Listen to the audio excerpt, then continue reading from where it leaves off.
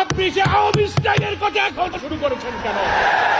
খুব সাবধান হয়ে কথা বলবেন। কোন জায়গায় হাত দিয়েছেন? ধর্ম ব্যবসায়ী আমরা। ভোট যখন আসে তখন টুপি কিনে মসজিদে যান, এটাই হলো ধর্ম ব্যবসা। একটু আগায় তো আরেকটা ঝামেলা। ফলে বাংলাদেশের সরকার, অন্তর্বর্তীকালীন সরকারকে একটি অবাধ, একটি নিরপেক্ষ গ্রহণযোগ্য নির্বাচনের পথেও যেমন ষড়যন্ত্র আছে, তেমনি আওয়ামী লীগ পতিত স্বৈরাচার বিদায় নেওয়ার পরেও এখন আওয়ামী লীগ রাজনীতির ময়দানে নেই, তারা পালিয়ে গেছে। 300 এমপি, এত মন্ত্রী কেউ খুঁজে পাওয়া যাচ্ছে না। ওরা জামাত ইসলামীকে যেভাবে দমন করে ফাঁসি দিয়ে আওয়ামী স্টাইলে জামাতের বিরুদ্ধে লেগেছিল, আওয়ামী লীগ রাজনীতির ময়দান থেকে হারিয়ে গেল। এখন নতুন করে ষড়যন্ত্র হচ্ছে, শুধু দেশের বিরুদ্ধে নয়, জামাতের বিরুদ্ধে আওয়ামী স্টাইলে বিরোধিতা শুরু হয়েছে। আমরা ওই সমস্ত ষড়যন্ত্রকারীদের বলতে চাই, আওয়ামী লীগ ক্ষমতা রাজনীতি থেকে বিদায় নিলেও আপনারা যারা আওয়ামী স্টাইলে আবার জামাতের সমালোচনা শুরু করেছেন, আপনাদের কথার বন্ধ থেকে, কথার ভেতর থেকে কিন্তু ফ্যাসিবাদের গন্ধ পাওয়া যায়। ওরা জামাত ইসলামীকে ধর্ম ব্যবসায়ী বলেছিল, ওরা স্বাধীনতা বিরোধী বলেছিল, ওরা ৭১ বলেছিল। আপনি সে আওয়ামী স্টাইলের কথা এখন শুরু করেছেন কেন? জামাত ইসলামের বিরুদ্ধে যারা ষড়যন্ত্র করেছে, ইতিহাসে তারা পতিত স্বৈরাচার হয়ে বিদায় গ্রহণ করেছে। খুব সাবধান হয়ে কথা বলবেন। কোন জায়গায় হাত দিয়েছেন? যে মহান আন্দোলনের প্রতি আল্লাহর করুণা এবং ক্ষমা, বড় বড় শক্তিধররা এই আন্দোলনকে নির্মূল করার চেষ্টা করে নিজেরাই নির্মূল হয়ে গেছেন। আপনারা সেই অপরিণামদর্শী পথে পা বাড়াবেন না, আপনাদেরকে কিন্তু সেই পথেই হয়তো পরিণাম ভোগ করতে হবে। ধর্ম ব্যবসায়ী আমরা না, আমরাই বরং ধর্মকে মানি এবং ধর্মের ভিত্তিতে, ইসলামী আদর্শের ভিত্তিতে জীবন গড়ি এবং সমাজ গড়তে চাই। আমরা ধর্ম ভিত্তিক রাজনীতি করি।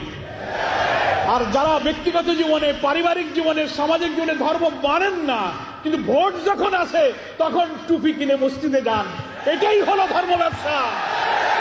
সারা বছর নামাজ নাই, রোজা নাই, দান নাই, খয়রাত নাই, ভোটের সময় আসে নতুন পাঞ্জাবি, নতুন টুপি, ঘন ঘন মসজিদ, পকেটে আতর, জায়নামাজ, মাশাআল্লাহ, সুবহানাল্লাহ, ইন্নালিল্লাহ, আলহামদুলিল্লাহ, মুসাফা, কোলাকুলি।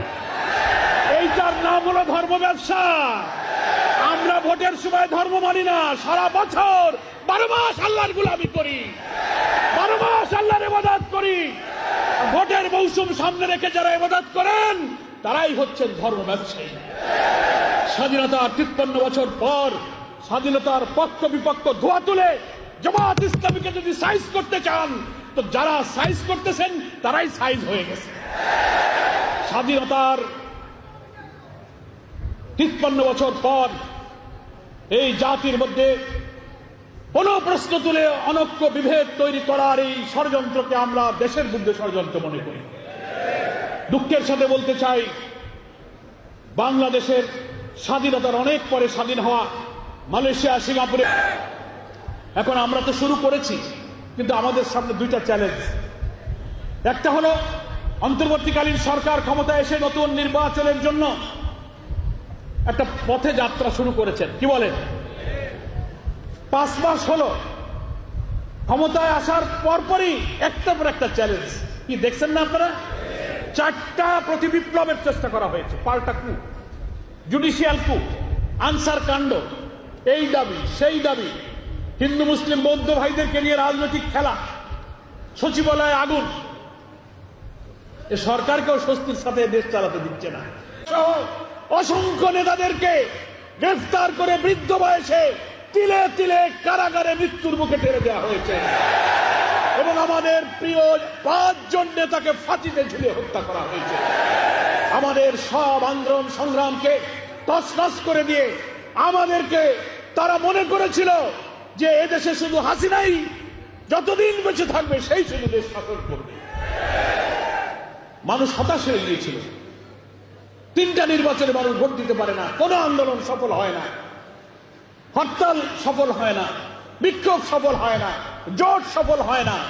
মানুষ আমাদের, আপনাদের রাস্তাঘাটে দেখলে জিজ্ঞেস করতো যে আপনারা কি করলেন, এ বোধহয় আর যাবে না, এ মরে না যাওয়া পর্যন্ত বিদায় হবে না। কি এরকম কথা বলতো না? কত মানুষ যে চোখের পানি ফেলেছে, সেজদায় গিয়ে অশ্রুসিক্ত হয়েছে। দেশে বিদেশে প্রবাসী বাংলাদেশি এবং ইসলামী আন্দোলনের বন্ধুরাও আমাকে ফোন করে বলেছে, কাবার চত্বরে আল্লাহর কাছে গিয়ে কেঁদেছে আল্লাহর ঘর ধরে, এই জালেম থেকে আল্লাহ তুমি দেশকে হেফাজত করো। কত মা, কত স্ত্রী, কত শিশুর চোখের পানি, কত বাপ হারা, স্বামী হারা, সন্তান হারা পিতার চোখের পানি এই জমিনে পড়েছে। আপনারা আমরাও জুলুমে জুলুমে আমরা যখন অতিষ্ঠ হয়ে যাচ্ছি, কারাগারগুলো যখন ইসলামী আন্দোলনের কর্মীতে কারাগারগুলো পরিপূর্ণ হয়েছে, একের পর এক শাহাদাত হচ্ছে, মানুষ বাড়ি ঘরে থাকতে পারছে না, ব্যবসা বাণিজ্য, চাকরি বাকরি, আমাদের সোলার ছেলেদের লেখাপড়া সব তছনছ হয়ে যাচ্ছে। একটা কালো যুগ আমরা পার করছিলাম। নিজেরাই যখন আল্লাহর কাছে নামাজ পড়ে অবসরে আল্লাহর কাছে ইবাদত করেছি, হাত পেতে মোনাজাত করেছি, আপনারা আমরা কত কাকুতি বিনতি করে, কাউকে বলা যায় না, শুধু আল্লাহকেই বলা যায়, এমন করে আমরা আল্লাহকে বলেছি, আল্লাহ এই জাতিকে তুমি উদ্ধার করো, আমাদের নেতাদের এই শাহাদাতকে তুমি কবুল করো। আমরা জানি না আল্লাহ তাআলা কার চোখের পানি কবুল করেছেন, কার ইখলাসকে কবুল করেছেন, কার ফাঁসিকে, কার শাহাদাতকে মঞ্জুর করেছেন আমরা জানি না।